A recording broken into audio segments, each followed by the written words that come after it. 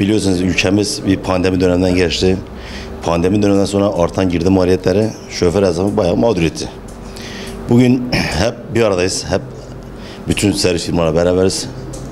Minibüsçünün, öğrenci servisinin, şoförün, mal sahibinin, işletme sahibinin ne sıkıntısı, ne sorun var onları tartıştık. Masaya yatırdık.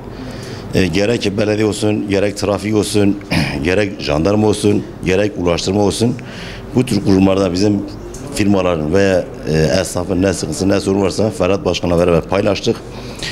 Bundan sonraki dönemde inşallah hep beraber esnaf için kol kola, el ele, omuz omuza vereceğiz. Ne sıkıntımız var da çözmeye çalışacağız. Türkiye'nin %96'sı kara taşımacılığı.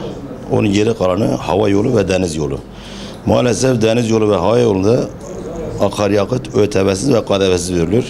Fakat kara taşımacılar, bu otobüsçü olsun, kamyoncu olsun, tırcı olsun, öğrenci servisi, taksici fark etmiyor. Bunlarda yüksek maliyete akaryakıt fiyatları veriliyor. Bu da bir haksız rekabet zaten. Şimdi geçen yıl Temmuz ayında mazot 6-7 bandındaydı. Ocak, Şubat'ta 30 TL'ye geçti. Şu anda 25 TL dayanmış.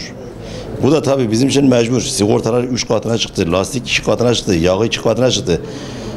Şoför maaşı 2 katına çıktı. Sigortalar keza, vergiler aynı şekil. Bundan dolayı biz de mümkün mertebe tabii öğrenciler bizim yarınlarımız. Onlar için biz de firma olarak veya oda olarak veya şoför esnaf olarak biz de diyoruz ki bir nebze faydamız olsun. Ama girdi maliyetleri yüksek olduğu zaman ister istemez bizim de fiyatlarımız yüksek geliyor vatandaş.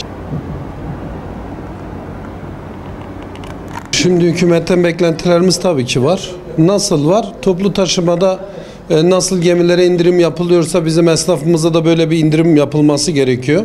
Çünkü SSK'ların, sigortaların, araçların pahalanması, bu kadar yukarı çıkmasından dolayı araçlarımızın maliyeti yüksek olduğu için biz de verilere yansıtmak zorunda kalıyoruz.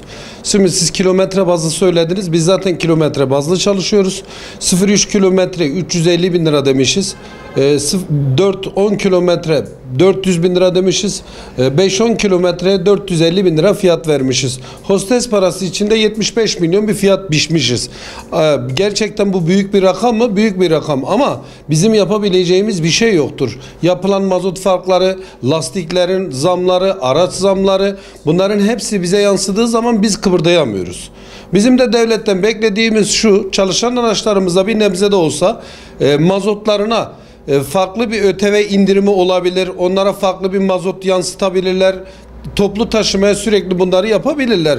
Bunun için de devlet yetkililerimizden çalışan toplu taşıma araçları için özel bir indirim yapmasını biz rica ediyoruz, bekliyoruz. Ya tabii burada öğrenci veliler de haklı.